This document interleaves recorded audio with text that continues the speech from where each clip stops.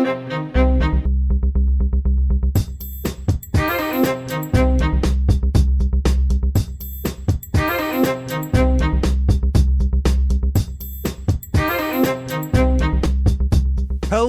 and welcome back to Small Town Murder Express. Yay and choo-choo. Oh, yay indeed, Jimmy. Yay indeed. My name is James Petrogallo. I'm here with my co-host. I'm Jimmy Wisman. Thank you so much for joining us today on another wild, crazy edition of Small Town Murder Express. All aboard the murder train, pulling away from the station, and we have a wild one for you. This is definitely 10 pounds of murder in a 2-pound bag here. Okay. It's wild. So we will get to this very quickly before we start. ShutUpAndGiveMeMurder.com. Get your tickets for live shows in the fall and in the winter as well. We have... right now, Seattle, D.C., Philly, there's tickets available there.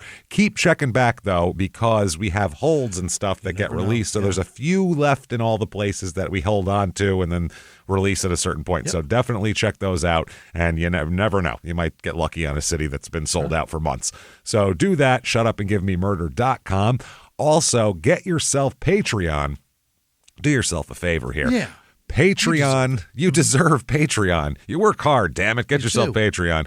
Patreon.com/crimeinsports. And because you work so hard, we want to make sure you can afford it. $5 a month or above if you want, if you can't afford it. But $5 a month or above, you get everything. All these bonus episodes, hundreds of bonus episodes you've never heard, you'll get immediately upon subscription.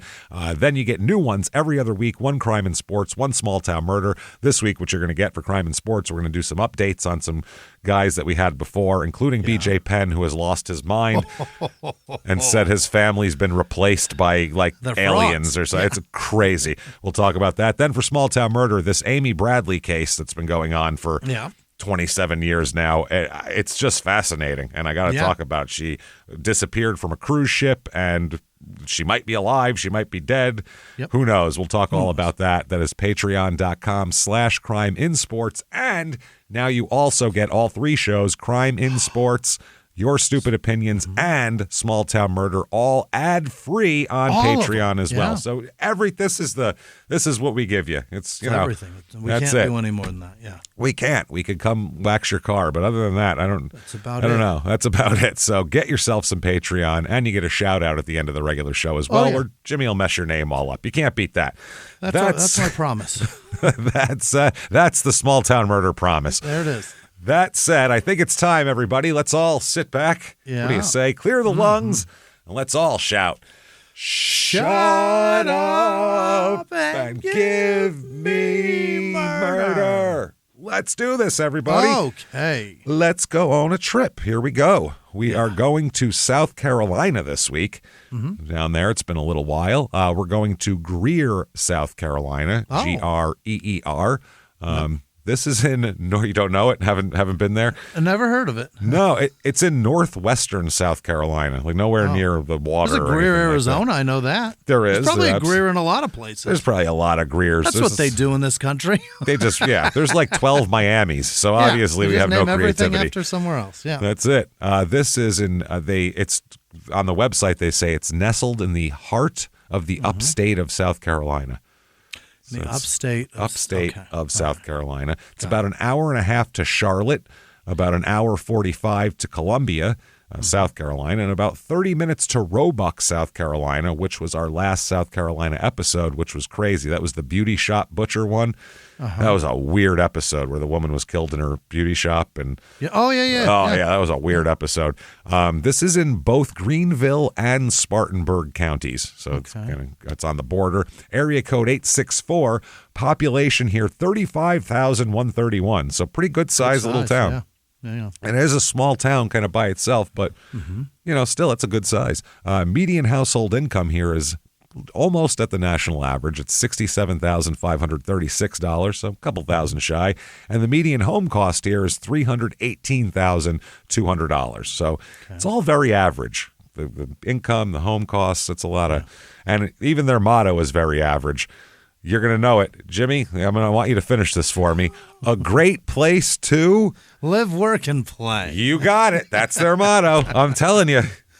Some company, Christ. Yeah. some PR company They went sold around it to everybody. and sold it to 4,000 towns in the United States You're and going then to be so left unique with this. all the way to the bank. They were like, that's brilliant. No one else is using this? Awesome.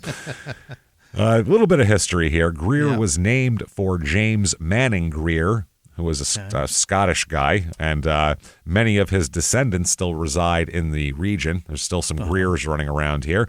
So around 1873 is when the town became a town. That is when the railroad came through, basically. Right. Like a lot of towns. Didn't become a town until the Richmond and Danville Airline Railway established a line between Atlanta and Charlotte that went right through here. That's how it works. Now, it became a big textile making place here. Sure. Factories, clothing and processing cotton into things, fabrics, except the imports started in the 1970s, started coming in, and we started getting, cheap T-shirts from China and stuff like that, which really screwed up the textile industry down there. Yeah. And basically, it was predicted that Greer would be a ghost town soon at that point. Really? It was just going to be a dead, one of those towns you drove through and went, whoa, people used to live here. They used to make shirts right there. Right there, man. They made this shirt I'm wearing. But apparently they kept going at it, and they put their heads down and attracted new industry and new jobs to come in, and now the town is up to 35,000 people. It's the highest it's ever been. It's thriving. So incredible. It's wild. Reviews of this town, here's 5 stars. Okay. Since I have moved to Greer, South Carolina, I've had an overall great experience. It is very calm and relaxed, and we have little to no disturbances from neighbors. Oh. Is that the first thing you're worried about? Weeded out all the bad neighbors? How'd you do it? Little to no from the neighbors, never mind anybody else, and little need to worry about crime or danger. Well, that's pretty cocky. You're awfully sure of yourself. That's brave, yeah. That sounds like the thing somebody says in the beginning of a Dateline episode before they talk about a horrible fucking butchery that happened to their family member. Here's 3 stars. All of the roads have potholes, and it takes a pretty long time for them to be filled. Okay. They're slow with the slow with the asphalt there. Slow with the cold patch. Slow with the old tar patch. Also, I don't know if it's just the neighborhood where I live or if it's the city, but the recycling program is subpar at best. Where have you been? That it's in. Where'd you been, Denver? There can't be that much to complain about if your main complaint is the recycling program is subpar. You know what I mean? I just found out recently that many municipalities in Phoenix do not recycle. Even though they have the recycle bin, that shit just goes into the landfill. So people are just sorting shit for no reason? Rinsing their milk jug for no goddamn reason. Fucking reason. Jesus. Thanks a lot, Phoenix. That's Phoenix for you. Yeah. Phoenix, where we punish you for living here. That should be that's their town motto. Phoenix, we'll make you wash your trash for no reason. No reason at all. We'll just throw it all in a big fucking pit. Rinse your dog food cans, dipshit. Oh, man. Dude, that's infuriating. Here's 2 stars. Yeah. There is nothing to do here in Greer. The people are all bitter and old or mentally unstable teenagers. That is extremely specific. Bitter and old and mentally. Well, that's why they're so bitter, because it's just mentally unstable teenagers running around. They were unstable for a while. Bitter. Now they're just bitter and old. So that's this life cycle here. You go from mentally unstable to bitter. That's how it works. That's not bad. Things to do here. Oh, man. The Skunk Fest. Oh, not This is weed, a music fest. Yeah. A Skunk Fest music festival, they call it here. South Carolina. Is weed legal there? It's not, is it? Fuck no. Are you kidding me? Mason-Dixon, that is the hard weed is illegal line. Are you sure? I am 100% positive that there is not one southern state where weed is legal. Trust me. I know where weed is legal. None of them. Yeah, James. Medically in a couple places. I know exactly where it's legal, and it ain't there. The question, is marijuana legal in South Carolina? Short answer, no. Nope, absolutely not. Any form, it's all illegal. Wonder why we never tour in South Carolina? You guys That's are a good doing it reason. wrong.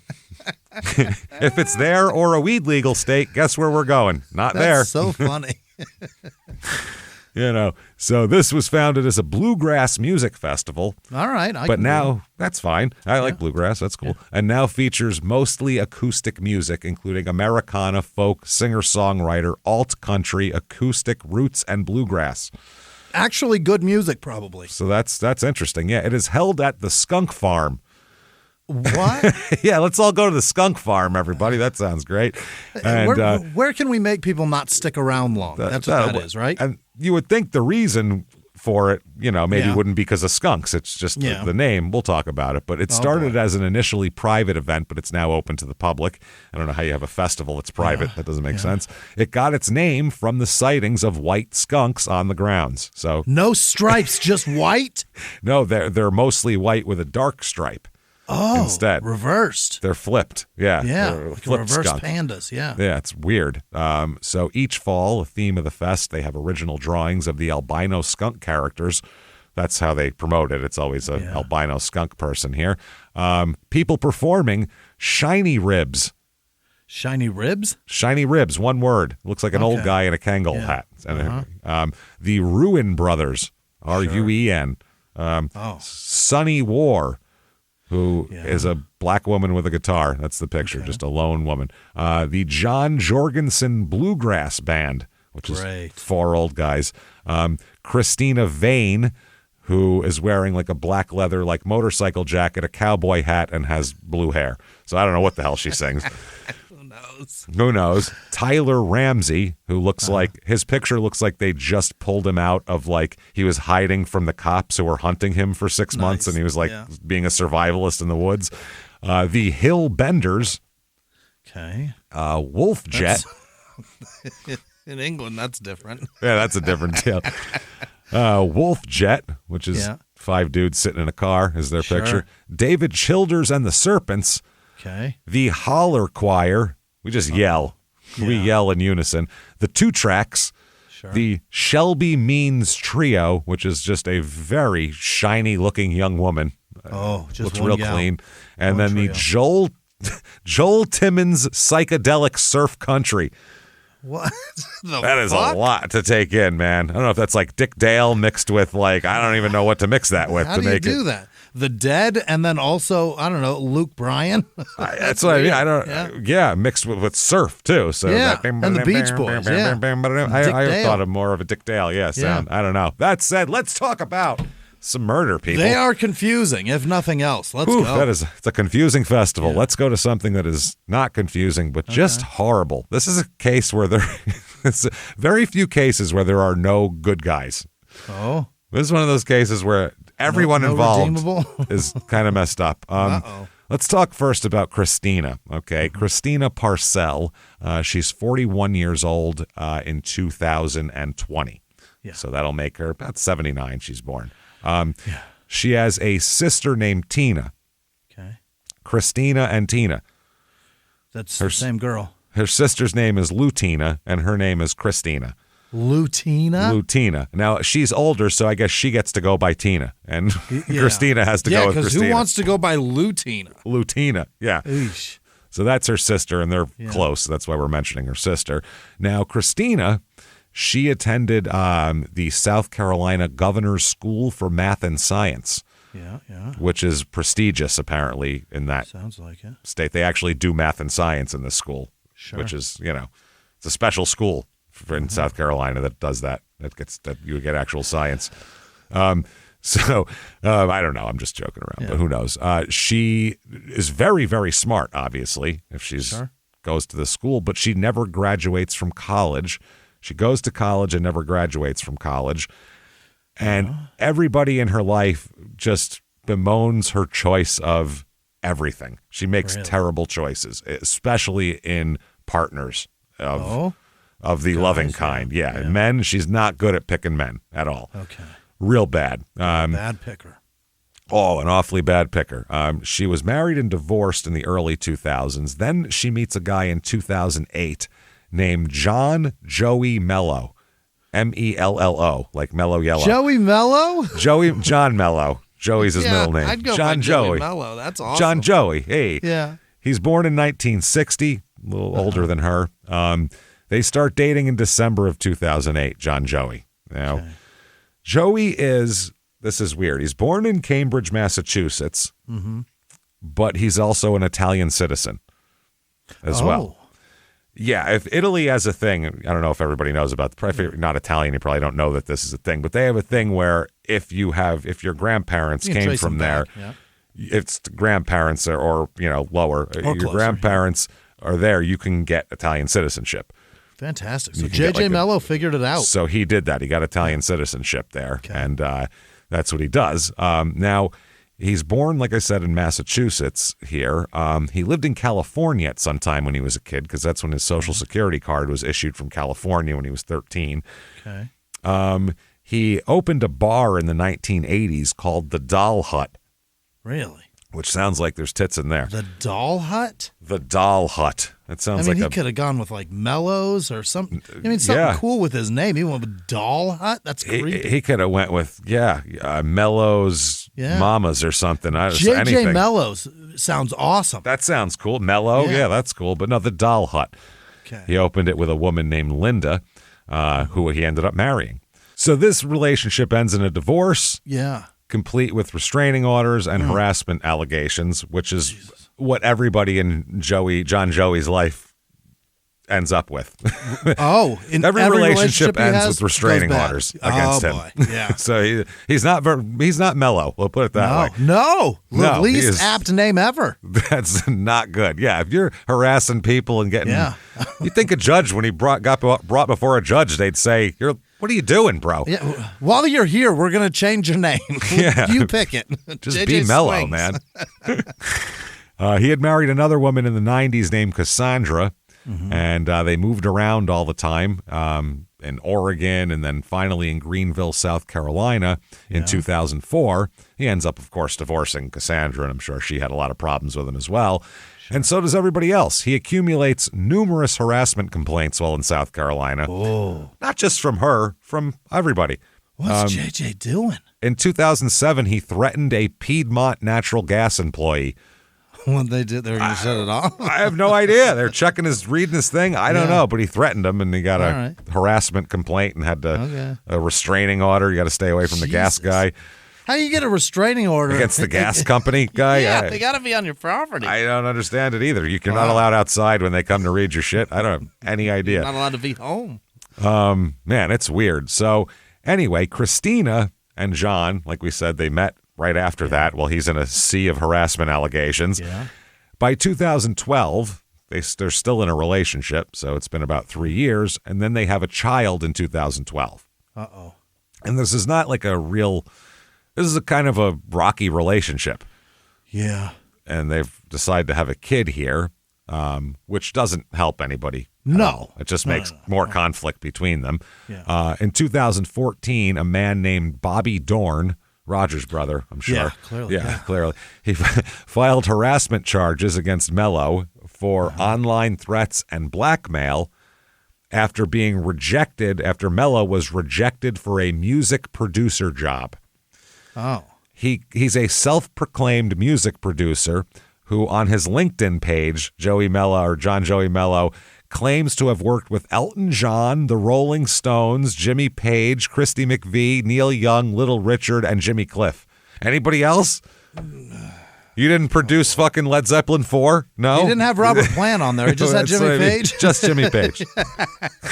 Nice. But all the Rolling Stones and Elton John. All of them.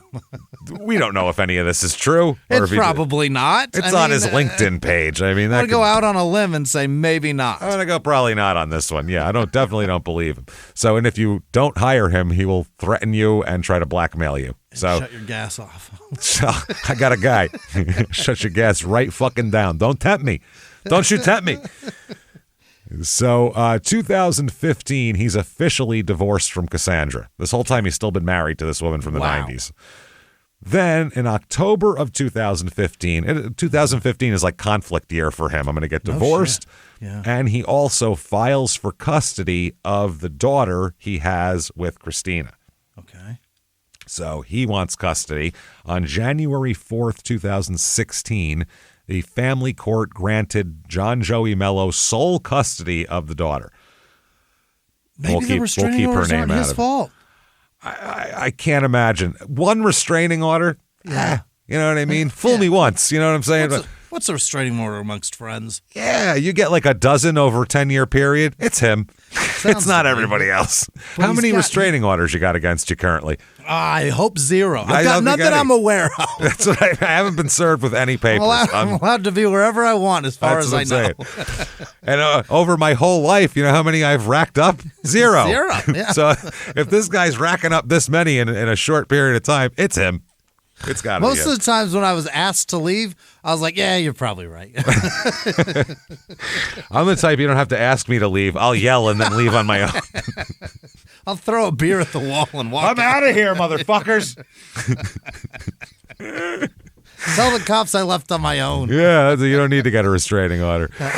But he gets sole custody of the child, which is strange because that's wild. Yeah. It's pretty difficult for a guy to get sole custody away from a mom, and that's just who the hell? That's just who because rips maternal a child instincts from are so much better than ours. Yeah, who rips a child from their mother? You know what I mean? Yeah. So also in 2015, because things with Christina and John Joey aren't going so well, she starts dating a new man, a guy named Bradley Post. He's even older than Mello. Oh, boy. He's 4 years older than Mello, so he's over 25 years older than Christina. Yeah, right. Bradley. She's got a type. She's got a type for sure. Now, he had recently retired. He lived in Ohio and moved to South Carolina to retire, because he's almost 70. So it's time. It's time, yeah. Yeah. He's got a good amount of money. Oh. And now he's known Christina for over 20 years.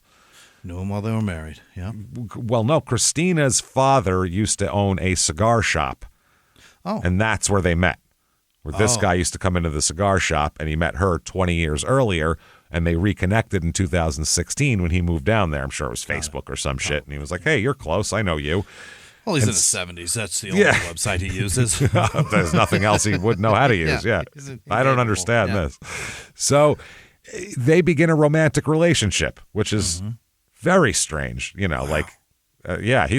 must be thrilled. He's like, Jesus, retirement's fantastic. Still got it. He had some money, and he is happy to help her with things. He's very generous. He's financially supports her, encourages her to go to school to become a vet tech, and pays her tuition to go to vet tech school. Okay. So, basically, will you be my dad is kind of what's going on. Right. Type of deal here. He's literally paying for tuitions and stuff like that. Yeah. So now they got a marriage license, these two, but never executed it. Oh. Yeah, you go down to the court and you get a marriage license. Costs you $2. Yeah, it's like 70. Actually, I know it's $78. I was going to say 77. Yeah, you're right. Yeah. It's a bizarre number. Just make it $80. 75. Let's make it $80. It's fucking $78. It's stupid. Whenever Sarah's being funny and breaking my balls, she'll go, "You paid $78 for this," and I go, "All right, fine." Yeah, that's true. Yeah. Fair enough. Yeah. So it's so you do that, and then you actually have to execute it, and then everybody signs it, and then you mail it in, and they send you a thing back saying you're married. Yeah. That's how it works. But he never did that. They never did it. Christina does sign a power of attorney thing, giving Bradley Post authority to do business in her name. Okay. So that's actually more trusting than marriage. Right. A power of attorney is actually deeper than marriage, than a marriage license. Yeah. So that's actually, she trusts him. Now, 2016, she pursues legal action to secure visitation rights with her daughter. Mm-hmm. She gets that on August 10th. A visitation order was granted, allowing her scheduled visits while John Mello retains sole custody. Okay. So she's getting like visits like a dad would, basically. Yeah. So 2017, there's more filings as John Mello files a motion to revoke her visitation rights, citing allegations of inappropriateness and potential abuse involving Christina and her then boyfriend, Bradley Post. So this is what's going on. He's saying that. Now, do we believe John Mello? What do we know? I mean, he threatens to blackmail people if you don't hire him for a job. So it's very difficult. Yeah, he's a little dramatic. Sure. He's a little, he should have been an opera singer. He should have used his Italianness for Yeah. opera singing and For being good. dramatic instead of not. So, but who knows? Now, 2018, Christina had gone to vet tech school, and she gets a job as a vet tech working at an animal hospital in Greenville, where people love her. Her boss describes her as someone who, quote, exhibited compassion, empathy, and was always very even-tempered. Yeah. So that's what you want out of a vet tech, obviously. Those vet techs do a lot of shit. Oh, my God. They're good. I don't know how they do dogs. it a lot of times. Yeah. No. I mean, they just, some of them are little, and they're wrestling like 150-pound dog around. I'm like, look at you. Good for you. Yeah, they're tough. Amazing. January 2019, after there's been legal proceedings going on this entire time between Christina and John Mello about visitation. Yeah. So they reach a formal visitation agreement, and that is finalized on February 4th, 2019, outlining her scheduled time with the child and all that kind of thing. So she now has a court-mandated visitation schedule so she can see the kid. Before that, it was kind of piecemeal and however it happened. Now, early 2021, this is crazy. Early 2021, John Mello just takes the daughter and moves to Italy.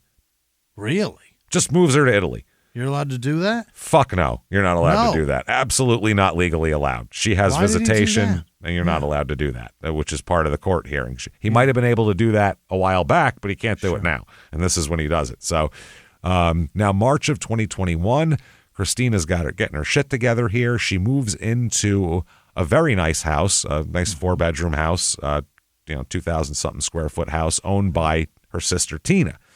Okay. And Christina moves in March of 2021. Now, April 14th, 2021, Christina wants her daughter back, obviously. Yeah. She doesn't want her living overseas.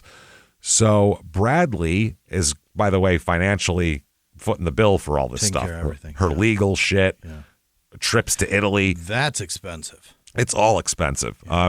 She made multiple trips to Italy that he paid for. The Italian Central Authority ordered John Joey Mello to return to the U.S. with the child pending a resolution of the custody case. Like, unless you have full custody and are allowed to do this, get the fuck out, basically, they told him. So, hey, everybody, just going to take a quick break from the show to tell you a little bit more about Smalls. Smalls.com. Absolutely. Do you love your cat? Sure. I hope you do. I love my cat. I love her. She's hilarious. She does all sorts of crazy things. Yeah. She hangs off the side of my bed like she's hanging off a building. It's hilarious. She's just a hilarious little cat. She doesn't ask for much, but what she does ask for is the right food. She wants good food. They're a little picky about their food, and I don't blame them because I'm picky too.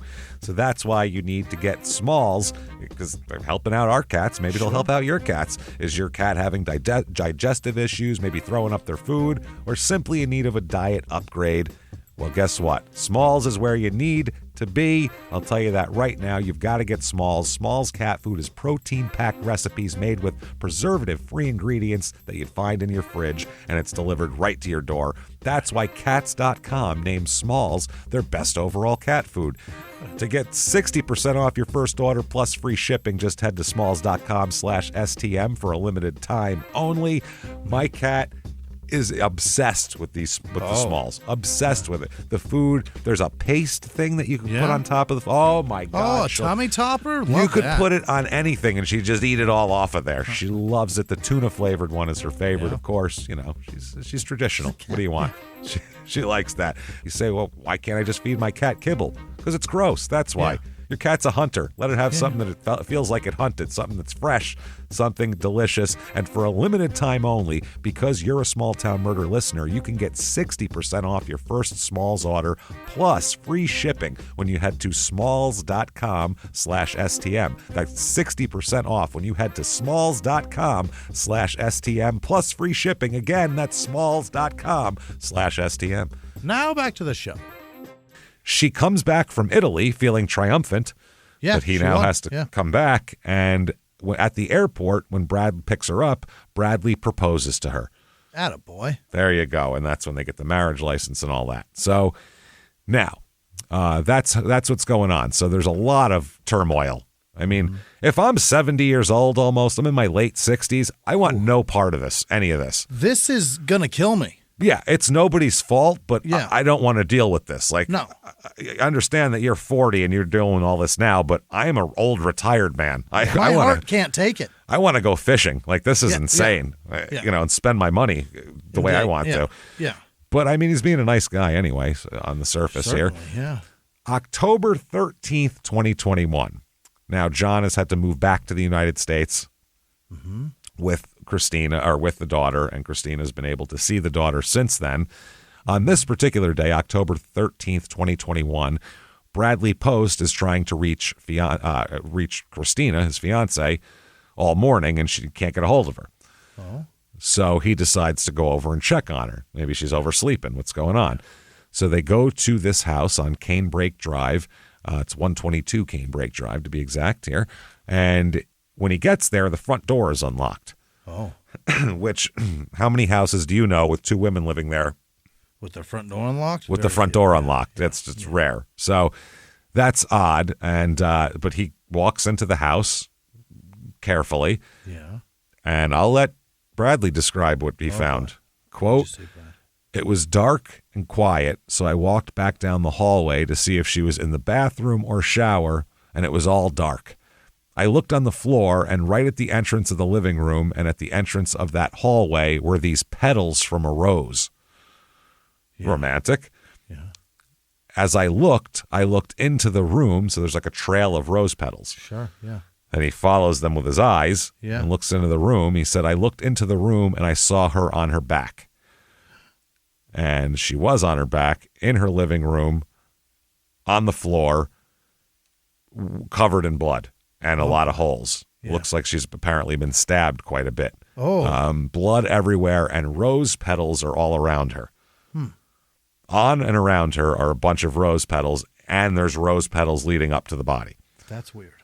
That's fucking weird. Yeah. That looks like romance or something. Yeah. So John probably saw Bradley probably saw the rose petals and was like, it "Oh, was she's an invitation." Yeah. Or I can't get a hold of her because she's fucking somebody in here. She's got somebody over." Yeah. And then, oh no, she's dead. Hopefully it's an invitation. Hopefully, yeah. Best case scenario. He calls 911 and says, quote, "I think I might have a death." Okay. I think you sure have a death here. The EMS operator tries to walk him through CPR, but he says this, quote, "I think she's gone. There's a lot of blood, and there were petals from a rose. And I found her on her back in the living room," he says. So he's like, "Nah, no need for CPR. Don't bother. Yeah. She's gone," which is weird to lead off with. "I think I might have a death," and then a minute later, you're 100% positive she's dead. Yeah. So the police arrived, and not only do they notice right away the rose petals, which is what the fuck right away, but they said the chemical smell in the house, just a smell of chemicals, cleaning agent type of smells, but not bleach. Chemical, like paint thinner type of smell. And there's blood everywhere. So blood everywhere. Nobody was cleaning that. Paint thinner smell, rose petals everywhere, and an old man standing there going, "I think I might have a death." So this is a weird scene to walk into. So they look at the rose petals, the paint thinner smell, and they're like, "What the fuck is going on here? What's happening?" So they said that the petals were not arranged in some kind of, they weren't like in a big heart or anything like that. They were just scattered around. Words. Yeah. They're just scattered around. When they look at her wounds, she's been stabbed 35 times. It's a lot. That is a lot of stabbing. Had defensive wounds on her hands. She fought hard here. They document 35 sharp force trauma wounds with fatal injuries to her jugular vein and carotid artery. So throat stabbed or slashed. Yeah. That's a rough way to go out. I mean, she fought hard with a knife. That's brutal. So inside the living room near her body, they find memory cards, a laptop, and a clear Ziploc bag containing a white powder substance stained with dried blood. Yeah. They also get her cell phone, which they're going to analyze later. Yeah. They have her purse, which contains 2 envelopes with $500 each in them. That's discovered on a table near the hallway.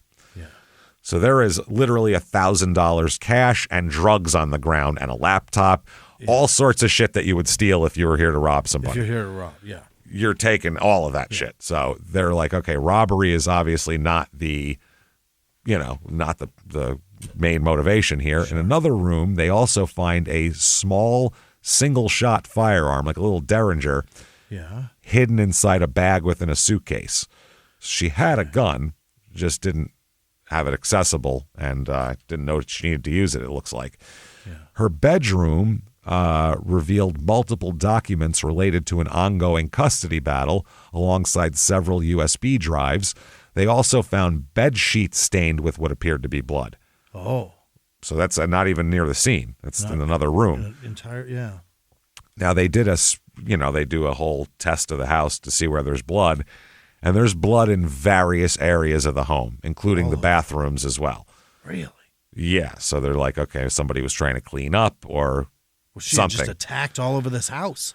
Or, there was a fight. And she has defensive wounds all over her arms. So this didn't happen in one place. This definitely happened. There's smears on the wall where it's fighting and trying to, hold yourself up. And so, who the fuck could have done this? She's a vet tech living at her sister's house. You know what I mean? Like, she's not...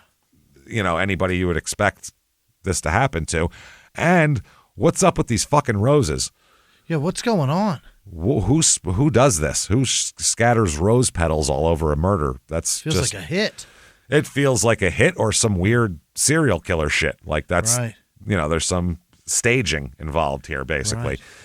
So a client, by the way, of hers from the vet, posted on social media, quote, Christina was not only one of the most epic vet techs, epic vet techs. Epic. We really need to stop using the word.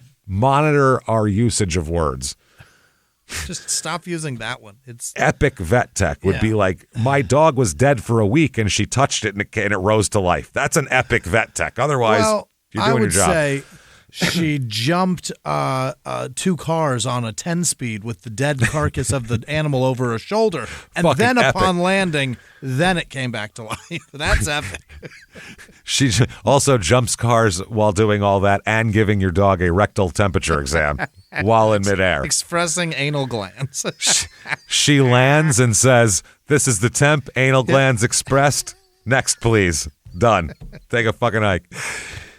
So, she said, an epic vet tech to our dogs, but she was a friend with a personality the size of a high-rise and always trying to make everyone else feel better. She always had an ear and always tried to make you smile in the worst of situations, which is very good for a vet tech when they're telling you your dog's dying or to put it to sleep or something. So, now, the one thing that is helpful here is it's 2021.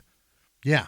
Meaning DNA is fantastic. Not only that, every single house in the neighborhood is covered in cameras. Oh, you're about to see That's the other thing. Yeah. This is not like, if this was 1975, they'd go, But now, first thing they do is go to all the neighbors and say, we need all your Ring doorbell footage. Yeah. And they get it. Camera across the street captured a person dressed in a black hoodie and a backpack entering the front door of Christina's home. Okay. Another would later show him from a different angle, another different neighbor showing him leave the subdivision on a bicycle. Okay. So we have this. There's we have some clues, a figure, basically, just a person dressed in black riding a bicycle. With a backpack. With a backpack. So they show, these are what they piece together. 9:12 a.m., Christina returns home from taking her daughter to school and from a job interview. So she drops off Christina, has a job, or drops off the kid, has a job interview. 9:15, that's when we see the black-clad figure entering her front door. And 9:27 a.m. is when that person is seen leaving on a bicycle, now wearing a white mask. Oh. Which is maybe the most conspicuous thing you could possibly do. Yeah, you see that guy. A white He's either mask. Riding to or from a crime cross scene. burning. Yeah. One of the ten. A White mask. What are we doing here? Yeah. That's crazy. Are you fucking Leatherface? What are you wearing? Phantom of the Opera. What's happening? What's going on?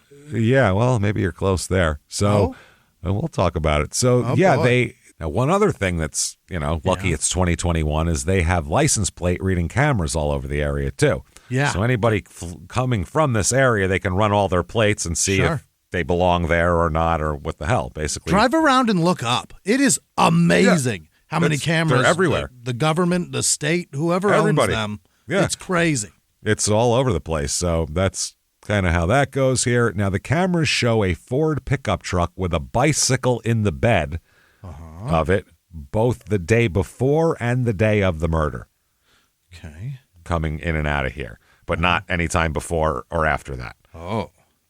So they end up matching the bicycle in the truck to the one seen in the Ring footage based on all the angles. It's the same bicycle. So that's the truck they're looking for, and they're going to run it, and we'll figure out who that is in just a second. Sure. Now, one odd thing, Bradley, who was there, while waiting for the police to arrive, they found out later Bradley was furiously deleting photos from his phone as the police were coming. Oh? Which is not a normal reaction. No. At all. They later discovered that he ended up having possession of his phone for 6 full days after this before the police get it. Oh. He had it all to himself for 6 days. So they end up getting a search warrant and seizing his phone. And they're trying to find something that looks like, conspiracy or anything. something. Him setting it up, him doing anything. They find nothing to do with her murder in there. What was he deleting? They found. I would rather have murder on my phone than this. Put it that way. Oh. Yeah, the phone contained numerous images of sexual child abuse, Dude. directly and with evidence involving both Bradley, Christina, and Christina's daughter. They were abusing her daughter, apparently, allegedly, or whatever. But I mean, it's on the phone. There's not really an alleged to it. Oh my But God. for legalities, I'll say allegedly because it's not been adjudicated yet. So, Oh my God. John was right. John Mello was not being dramatic. He was fucking right. This is a bad guy. And he took his daughter and fled the goddamn country to get away from these people. And oh my. this is not good. So they find evidence that the daughter had been sexually abused, that Bradley Post was the primary perpetrator of this, and that Christina was involved as well. Disgusting. So they go ahead and arrest Bradley, not for murder. No, for being a dirtbag. For being a scumbag on 6 charges of sexual exploitation of a minor. The investigation reveals that the abuse had been ongoing and these explicit images had been taken and stored. So, immediately, the daughter is taken and placed in emergency protective custody. Oh, boy. Figure out what to do with her because this poor kid. I mean, the poor kid. Now, her mom's dead and her mom was abusing her. It's horrifying, and there's no good here at all. So was Bradley. Jesus. Yeah, Stepdad is, oh, Christ. John Mello heard about Christina's murder, he came back to the United States because he was staying there. He was in Italy to avoid getting arrested here for running away with the daughter. Okay. As soon as he gets home, he's arrested for custodial interference charges. Right. Which I'd be like, good. You fucking after what you just found, take me to fucking jail with my chin up. Fuck you. Take me to jail. You better not put me on the same yard as him. Well, yeah, obviously not, I would hope. So during the booking, he lists as his only contact as a Zachary David Hughes, who is a very young man, born in 1993. Odd that they would be. Yeah, they're 33 years difference in age here. Weird. Yeah. He also records a video granting Zach Hughes exclusive rights to collect his luggage and medication from the Charlotte airport. All right. So, who the fuck is Zachary David Hughes? Zachary D. Yeah. He's a concert pianist and ex-Marine. Because, that's normal. They usually go together. Oh, yeah, he's an interesting guy. One night in 2020, Zach David Hughes, who's a piano player, was performing because it was during COVID, so they were performing like on street corners with keyboards. Sure. Yeah. And he's like a real Juilliard-trained concert pianist, but he's doing that. While this is happening, John Mello and the daughter were there, and they went up to him, and they were like, wow, this kid's, John was like, this guy really knows what he's doing. He's an alleged music producer, so he's like, oh, this kid can play. Elton John, I know him. And he said his daughter loved Claire de Lune and requested that he play it for her. Could you play that? So he does, and they become friends here. Now, a little bit about Zachary here. Zachary was born in California to Dave and Mindy Hughes. They're a very churchy couple who were married for 46 years and all of that. Zach's father had bought him a piano from a yard sale when he was 4 years old for $300. And he just took to it immediately. Figured it out right away. Figured it out. Yeah, it's one of those things. You either know that or you don't. If you're going to be great at it, you know what I mean? Well, you can learn how to play something, but it's essentially just like 8 guitars, isn't it? It's so much. It's a string dude. Instrument, isn't it? Yeah, it is, but there's also it's like part percussion as well, and then there's the pedals too. There's so much to work with in a piano. It's such a big range of sounds. It's so difficult to deal with. But if you can play piano, I hear you can pretty much play any instrument. That's the key. So this family adopted 5 siblings from Russia in 2005. Is that right? Trying to give them a better life. But the problem is, and this happens a lot with these Russian adoptees, is once they get here, you realize they've been through horrible shit and they're all fucked up emotionally. Sure, yeah. You know what I mean? So when they get them and bring them into their families, you get like an Italia Grace situation, except not with a physical disability, but just that's all that appearance shit is between the ears. Exactly. Absolutely. So all these kids have a lot of fucking problems, and they have a hard time adapting to America and everything like that.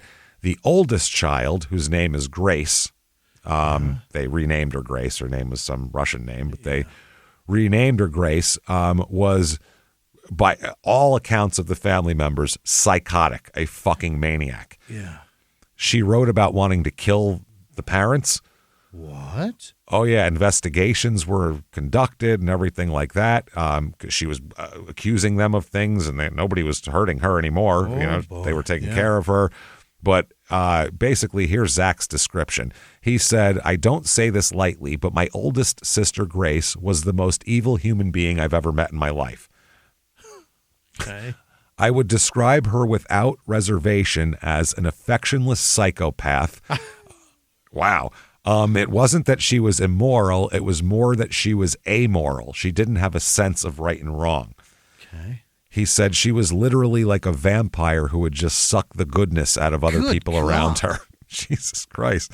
It was like a mask that would just fall off her face. And I mean, she'd look at you with shark eyes. He said, "I discovered a diary that she had made where she described in detail my parents having their eyes gouged out and dying, and how once my parents were out of the way and dead, she would be able to assume her role as the rightful queen of the country." What is going on? Queen of America, she's going to be. You can't do that. We don't have those. Yeah, so, wow. Zach just turned all of his shit to music. 6 to 8 hours a day of practicing the piano as a child. That's all he was into. Very talented, won a bunch of contests. He won one in 2011 that earned him a solo performance with the South Carolina Philharmonic Orchestra, playing Beethoven's Fifth.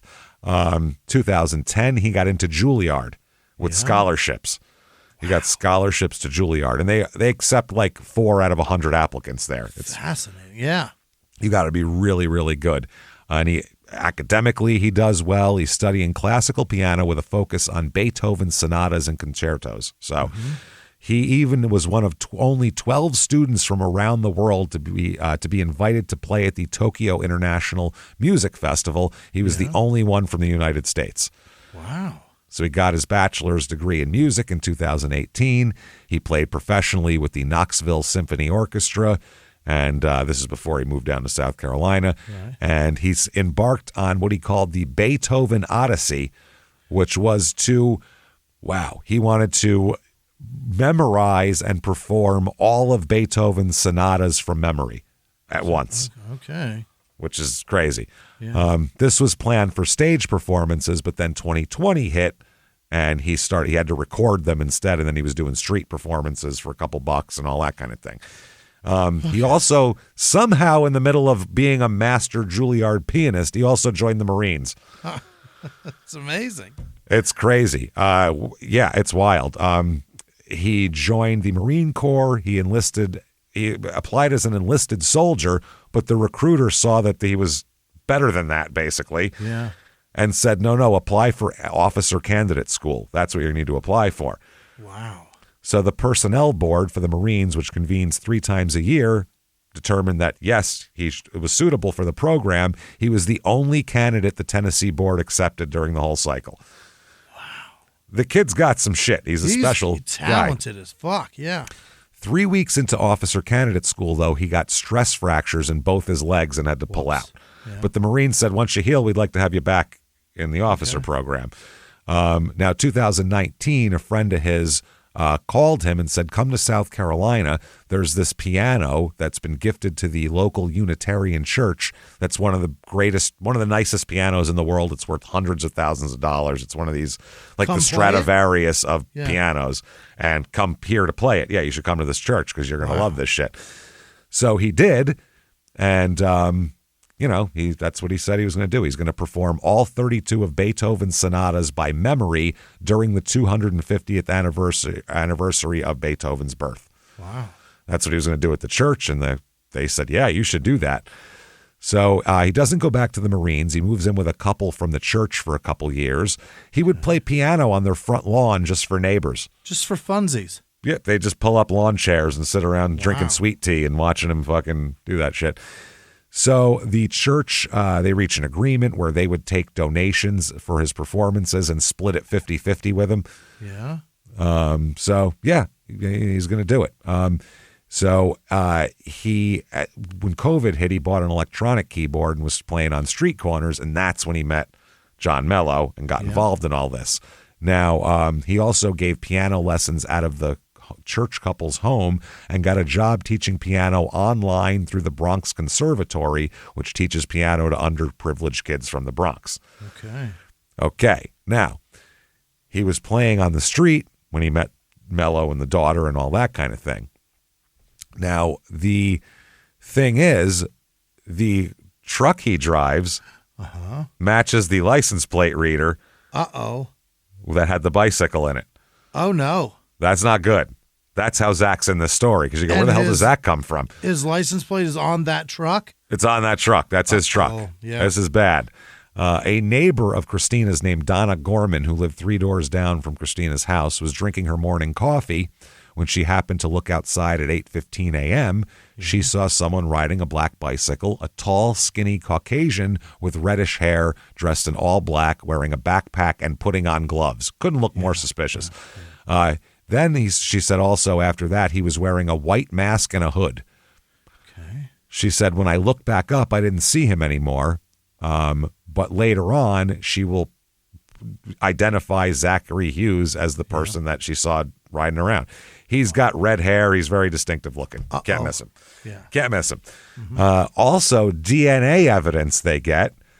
They find that there was attempts to clean not the crime scene with paint thinner, but Christina's fingers with paint thinner. What? To get DNA out from under her fingernails. That's where the paint thinner smell came from. It was on her hands. For?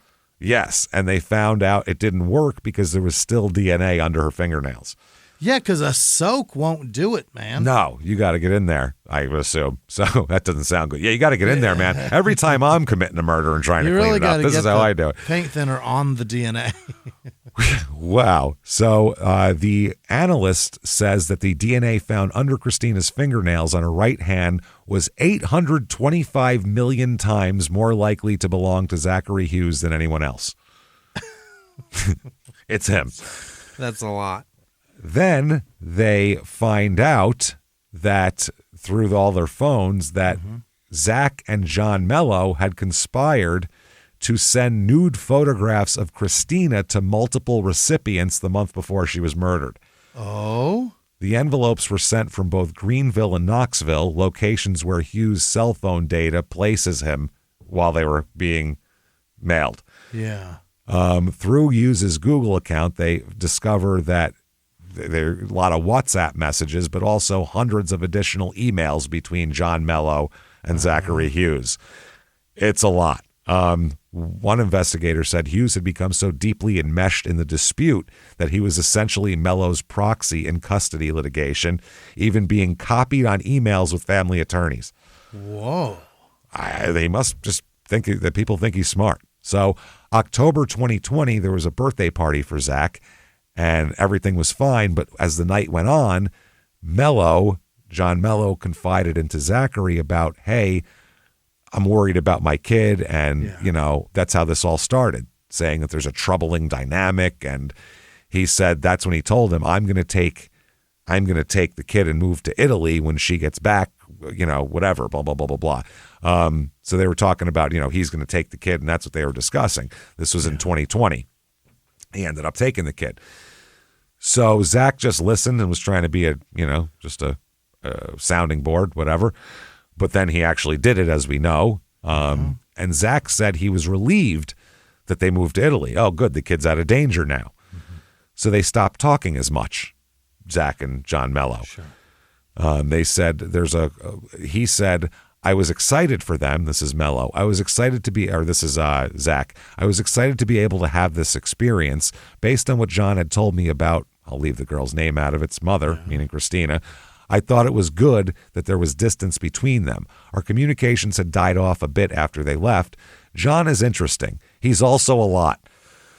He's a very dramatic person. Yeah. And it was a bit of a relief to just not be running into him downtown all the time, because I had a lot of practice I was doing, and sometimes I didn't have time to hang out as much as he would have wanted to. So our communications petered out. April of 2021, they shot up like crazy, their communications. Yeah. Before, they'd just been talking about bullshit and, things and, movies and stuff like that. But now that young men and old men talk about. Yeah, I guess sports and cars. I have no idea. Yeah. So then Mello started becoming more and more frantic about, Christina going to Italy and bringing the daughter back and all that kind of thing. Then he starts telling Zach about these allegations about Christina and Bradley, claiming they were not only involved in prostitution and drug use, but also child sexual abuse. Good Lord.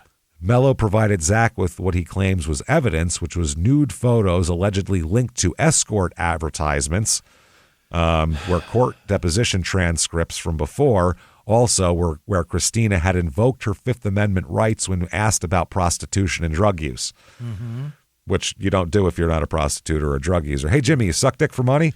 Very few. There you go. That's the answer. And an affidavit from a firefighter who claimed Christina had propositioned him for sex and drugs. Okay. Now, the evidence he provides to Zach buys it all. And there's nude photos, court documents, witness statements.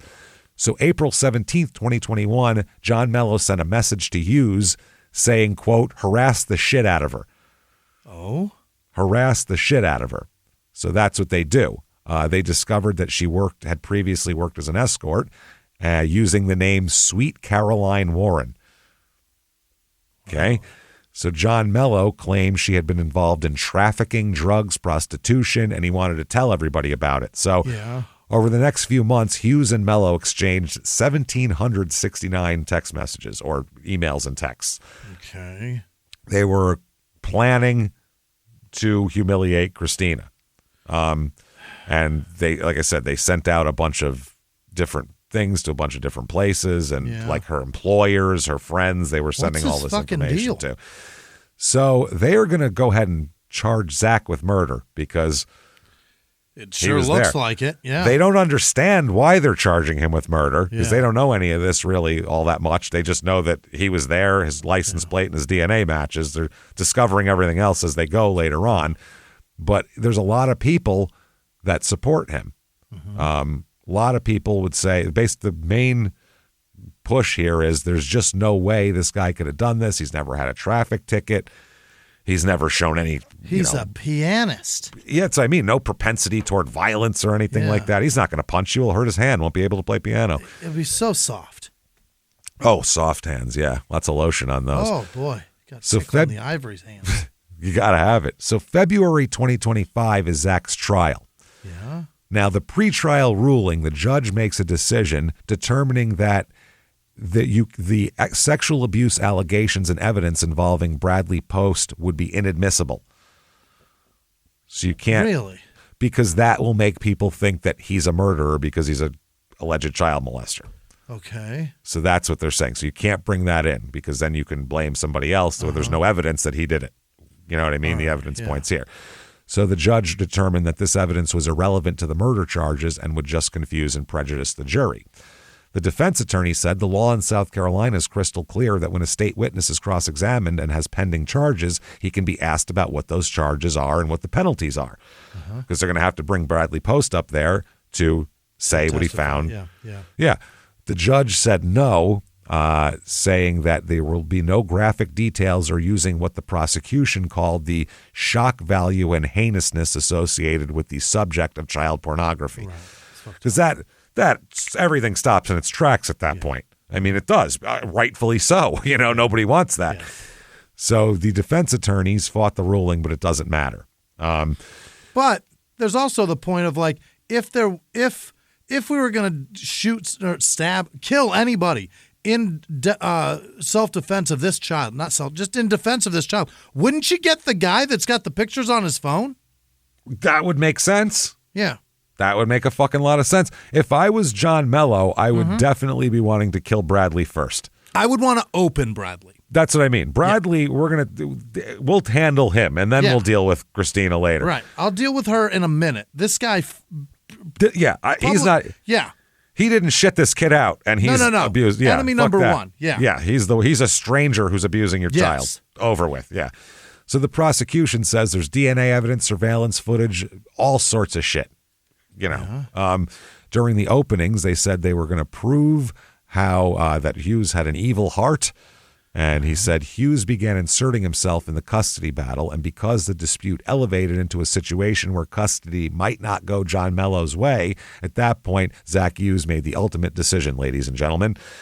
They bring in a lot of witnesses. They bring in the neighbor who identified him and said, that's the guy I saw going into her house, which doesn't look good at all. They also said John Mello had a custody problem, and the only way to solve it was murder. Custody problem. So sounds like a fucking Dateline opening. Yeah, like he had a drinking problem. The only way to solve it was murder. Murder. Cold-blooded murder. Yeah.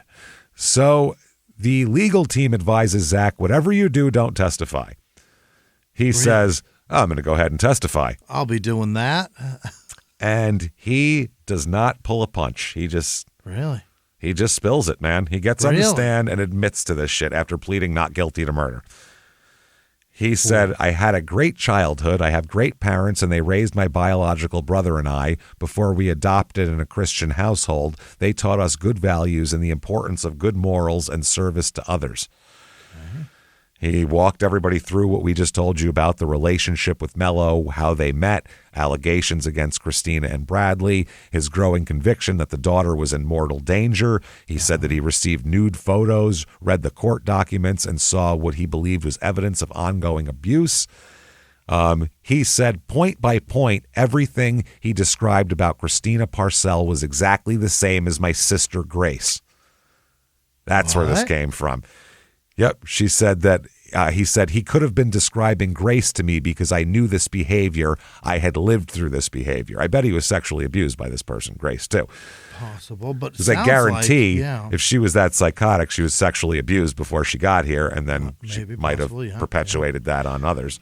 But worse off, it sounds like perhaps he told maybe what happened with him, and then perhaps Mello, somebody told him stories about this that it's not true or it is true one way or another.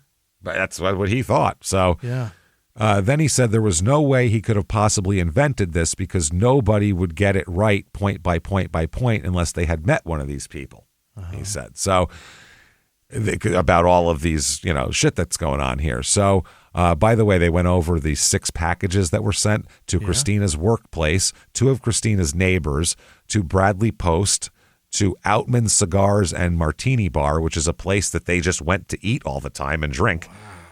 Wow. So socially, and various other people too. Just anybody where they would be around, he's going to try to ruin her reputation. Getting them packages of her?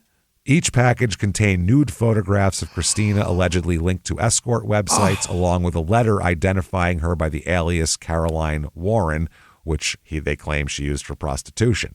I just read this lady the specials yesterday. But none of them care. They all think that it's shitty, and they actually support her. Fucked up. Mello also told Hughes about a video call where Christina had appeared on the screen and drawn her finger across her throat like a death threat. And Mello claimed to have received threatening emails from someone, quote, in the biker community associated with Bradley Post. Yeah. Okay. September 21st, 2021. Here, that's when Hughes had submitted an affidavit to family court on Mello's behalf to file a complaint with the Department of Social Services about the child abuse. Okay. But nothing happened immediately. Right. So Hughes said that Mello offered him money to kill Christina, and that's when it all got. To this point, Hughes hasn't been arrested Mello has not been arrested for the murder yet.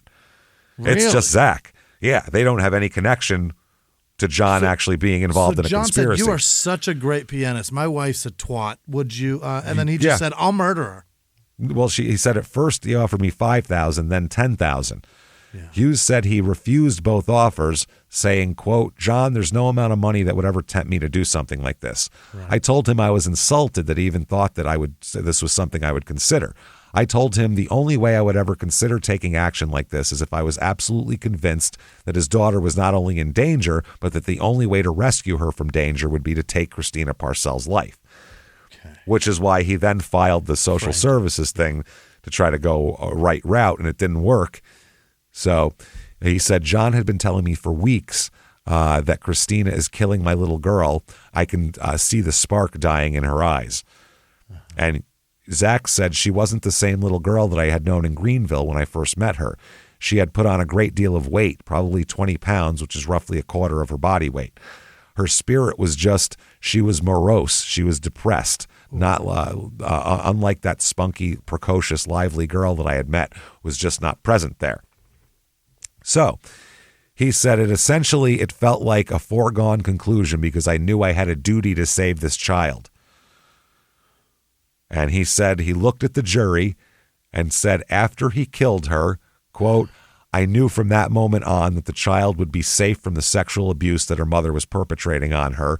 And there is proof to that the state is hiding from you. Oh, you can't say that. So the judge immediately bangs his gavel and says, do not go there. You fucking know better. Man?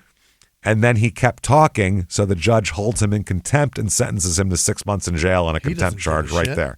Yeah. He's up for murder and he just admitted to it on the stand. Yeah. He purchased a gun intending to shoot Christina, but became concerned that it'd be too loud. So he tried to make a silencer and that didn't work. So then he decided on a knife. Okay. The day of the murder, he said, I woke up that day and felt such reluctance. Something in my gut told me that it wasn't the right day, so I waited one more day. Uh-huh. He went the next day. He said he gathered his supplies, roses, a gift box to conceal his gun. Yeah. He knocked on the door and said, I have roses for your sister. Oh. And they said, oh, sure, open the door. That's when he took the gun out and said, get the fuck in the house. Wow. He mapped out his route, planning to use back roads to avoid traffic cameras until he got near the neighborhood. Whoops. Yeah, it's wild. So he loaded his bicycle in and drove, and we know what happened here. Yeah. He said, I was experiencing a level of anxiety and physical illness that I had just never experienced due to stress before. My hands were shaking. I was in a cold sweat, and I was fighting the urge to vomit. I was experiencing such anxiety that my body wasn't really doing what I was telling it to do anymore. My plan had been to try to knock her unconscious, but I didn't want to cause her or anyone anything that wasn't my intention.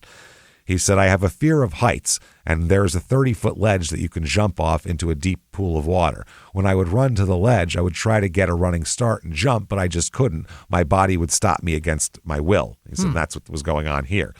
He said he's tried to strike her on the head with the pistol to knock her unconscious, but he said, I essentially pulled my strike. I hardly hit her at all. So he tried again and it didn't work again, and now she's trying to fight him back. Yeah. So he said the roses dropped and everything went, and he said what was happening to her he said that if he didn't act on this soon, the kid would be in danger. So he said, I kept striking her until finally we fell on the floor. I stopped striking her when she stopped struggling. I was looking at her and I was seeing a sympathetic figure. I was seeing a woman, and I had always been taught never to hurt a woman and to always protect women and children. He said he stood up and he was in a daze and he was freaking out, but he forced himself to focus on leaving the scene without being caught. He drew the blinds because he was worried that neighbors might have heard something. Mm-hmm. He looked in the mirror and saw he had scratches on his face during the struggle. So he realized his DNA would be under her fingernail. That's when he used the paint thinner that he brought for this purpose and tried to clean her hands and fingernails. And also he realized he had blood on his shirt, which he took off, and that's why he had a white shirt when he left. And then threw the mask over the scratches. Yep. He said, I prayed and I just said that I believe that what I've done, I think it was right. I believe that I did it for the right reason, but if it's your will and that I be connected to this, I will turn myself in and own up to what I've done and take responsibility that it's the right thing. Then he said he had an enormous wave of relief. He said, I wasn't angry. The only thing I was feeling that day was pity. Yeah. He said, I've had a great life. I had everything. I made money doing what I loved. But how could I go on and enjoy that if I was leaving a kid to her fate, a kid who had thought I was her friend? I would never be able to look at myself in the mirror again. The prosecutor later on said, I've never had a defendant get on the stand with that kind of attitude, ego, and cold-faced sternness and explain a brutal murder in the way he did. It shook me up a little bit. It's pretty fucked up. Within 3 hours of testimony, John Mello's arrested too. Because he spilled it all on the stand. So they ran from the court to go arrest him. Wow. Literally, as he's speaking, there's sheriffs being dispatched from the court to go arrest him, like my cousin Vinny. Under oath information right now that we have to take as gospel, right? You have to. What else do you do? I mean, it all lines up. He's got the electronic proof, and so the verdict comes in here. 3 hours of, or you don't know if Mello's guilty though. Yeah. So 3 hours of deliberation. They find him, well, they probably just talked about, that was crazy, right? Yeah. For the first half hour. Guilty of murder, first-degree burglary, second-degree harassment, conspiracy to commit second-degree harassment, and possession of a weapon during a violent crime. Wow. He has tons of people coming out of the woodwork talking for him during sentencing. Yeah. He's gifted, he's a sweet guy, he's gentle. Tina Parcell, the sister, she says there's been no remorse once shown by this defendant in this courtroom. Without remorse, you cannot have rehabilitation. Rehabilitation requires acknowledgement that I've done wrong. Right. Then she says, all of these men did nothing but use my sister. You did not save anyone. You took away the one person that truly loved that little girl. Wow. Judge says, you, sir, may fuck off. Life in prison without possibility of parole. Life without for murder and burglary. Yeah. Additional sentences of 5 years for weapons possession and 60 days for harassment charges and 6 months for contempt. And we're not even getting you for conspiracy and financial gain of it. We're just getting you for the murder because you just admitted to it. He didn't take the money. He didn't take any money. Right. Yeah. Now, at this point, he's at the Kirkland Correctional Institution serving life. John Mello is in the Greenville County Detention Center awaiting trial on his charges. That's not been adjudicated yet. So, alleged. And Bradley Post is awaiting trial on multiple child sex abuse charges as well. They arrested Mello? Oh, yeah. They arrested him. I just said it. 3 hours, within 3 hours of the testimony, they went out and arrested him. So he's right now still waiting on trial? Yeah, he's waiting on trial. The Rose Petals. Yeah. It was just, I think he's an artist. That's all. Just American Beauty? That's it. He just put rose petals around to just throw it off, maybe. We're not sure. He just never gave a reason why. Well, he brought them for the sister, right? And then I guess they just fell and he just kicked them all over the place? No. He put rose petals around. He did it. He on picked them off purpose. and threw them. Yeah. Then the house itself just sold last year for $256,000. 4-bedroom, 3-bath, 2,192 square foot house. So somebody is living in a murder house. That, everybody, is Greer, South Carolina. Wow. Whew, we got to go through the ending real quick. We're running extremely late here. ShutUpAndGiveMeMurder.com, tickets to live shows, Patreon.com/crime and sports. Amy Bradley's story this week on that for a bonus. You now get everything ad-free on there as well. Anybody $5 a month or above, so do that. That's it. You get a shout out at the end there. ShutUpAndGiveMeMurder.com. And everything social media at Small Town Murder. There you go. And come back and see us next week. And until next week, it's been our pleasure. Bye.